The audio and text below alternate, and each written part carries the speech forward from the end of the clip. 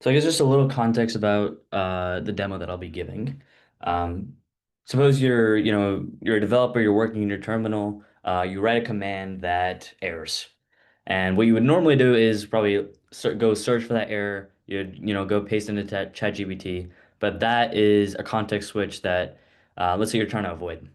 So what I'll be doing is I'll show you how you can um, sort of avoid that context switch by making a CLI tool built on Spice that when you run a command that errors, um, you get not only um, access to sort of the correct way of going about it in your terminal, but you also get it in a way that's data grounded. I think the best way to do that is just through a demo. And so I've built this pretty small toy CLI tool. It's called Save Me, that will save you when you make a mistake when running your command. So let's say, I'm trying to type echo ASDF or echo hello, and I miss this O at the end. And so it says, okay, command not found. If I run save me, it thinks for a little bit, and then it basically looks at this, it looks at the error message, and it says it doesn't produce any output because it's not recognized, and it says to replace it with echo hello. And what it actually does is it's able to look on the web for sources. So we see one source listed here. That's actually one of the Linux man pages. And if we go and open this up in our browser, you can see that it is the man page for the echo command. And then something else that we can do is, let's say, I'm trying to run Spice. So let's say I'm trying to run one of the commands that Sergey used was Spice chat. But let's say I miss the H and I just type Spice cat. Now let's see what happens. So, I mean, the error message is pretty descriptive, but let's see what happens when we run save me to save us.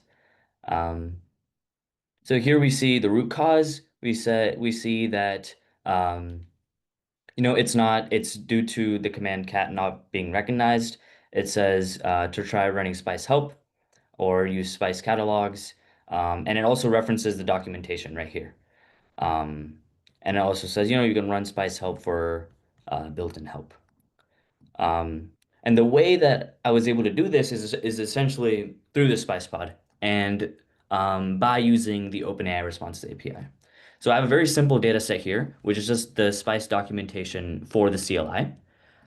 I've configured it using the GitHub data connector. We support a vast variety of data connectors. In this case, I've just used GitHub because that's where our documentation is. And I've configured it with acceleration for quick access, so this speeds up query times. And then I have one model, which is sort of the main workhorse behind um, this CLI tool. I've named it Debugger because that's exactly what it does for us. It helps us, like it says in the system prompt, it helps users resolve any issues that they've ran into in the terminal, and it gives us a root cause, some suggested fixes, and the sources that it consulted. And I guess the new part that's introduced in 1.6 is these two parameters right here, the Responses API and the OpenAI Responses tools. OpenAI's Responses API is its most advanced way of interacting with LLMs, and we're happy to announce that Spice now supports it as a first-class component with first-class configuration. One of the main benefits of the OpenAI Responses API is that you actually get access to OpenAI-hosted tools, and now by supporting this API, Spice integrates with these OpenAI-hosted tools directly. Another thing that um, is nice about this is that Spice actually has its own OpenAI Responses API like compatible endpoint. And so what you can do at the application level to use this is just directly use OpenAI's client. So you can see here in my source code for the Save Me CLI tool, I'm directly using OpenAI's Go SDK.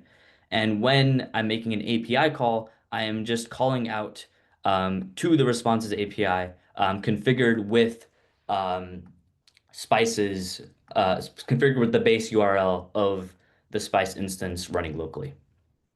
And so this essentially, in order to use this, all you have to do is just change the base URL and write some lines of YAML. So it's super easy to get started. We support, and in terms of like, using tools, we support using Spice tools as well. So, for example, this model, it has access to this data set, which it used to uh, get this response. And we also support currently two of OpenAI's hosted tools. One, which is web search, which you saw earlier with the man pages, and another one, which is the code interpreter. One more thing is you can also interact with this responses API using Spice Chat.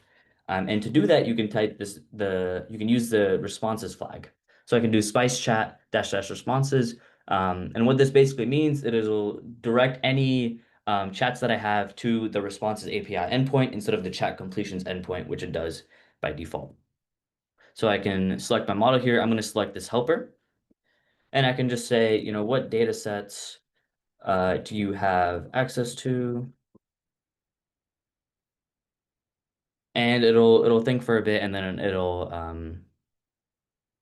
output the data set. Yeah. So we have access to the documentation for Spice.ai and it has some metadata associated with it, etc. Um, yeah. So that shows how you can get started with OpenAI's Responses API. It's literally just enabling, adding one parameter if you already have an OpenAI model configured, and you're also able to configure tools for use with the OpenAI Responses API.